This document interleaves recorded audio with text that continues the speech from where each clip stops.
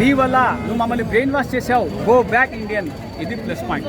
So ఇవన్నీ plus negative minus చేసుకుంటే ఇవన్నీ వదిలేసి సినిమాని ఏం చేశారు తెలుసా, పార్ట్ 3 ట్రైలర్ని పార్ట్ 2కి వదిలేసి కొద్దిగా వెయిటేజ్ పెంచారు, క్యూరియాసిటీ పెంచారు. సో ఆ విధంగా సినిమా కొద్దిగా వెయిటేజ్ వచ్చింది. బట్ చూడొచ్చు, ప్రాబ్లం లేదు, సినిమా ఏం పెద్దగా ఇది కావాల్సిన అవసరం లేదు.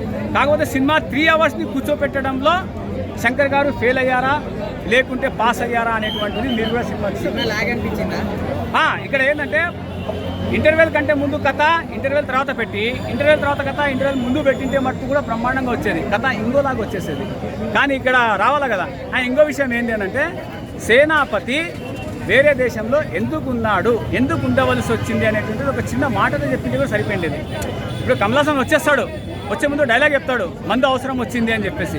అలా ఒక చిన్న డైలాగ్తో కంక్లూజన్ ఇచ్చింటే కూడా ఎందుకు చెప్తున్నాను అని అంటే, మాకు శంకర్ గారు ఏం చెప్పారు, స్టార్టింగ్ నుంచి చూడండి అని చెప్పారు.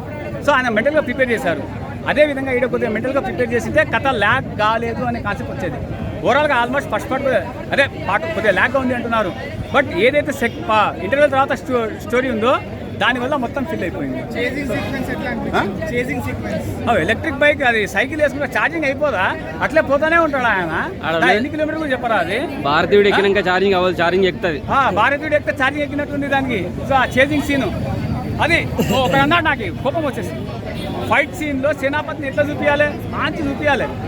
సేనాపతి మేకప్ బాగాలేదని అంటే ఆ మేకప్ చూసుకుంటూ కూర్చుంటే ఆ సీన్ మొత్తం చెడిపోతుంది చిన్న మేకప్ వల్ల.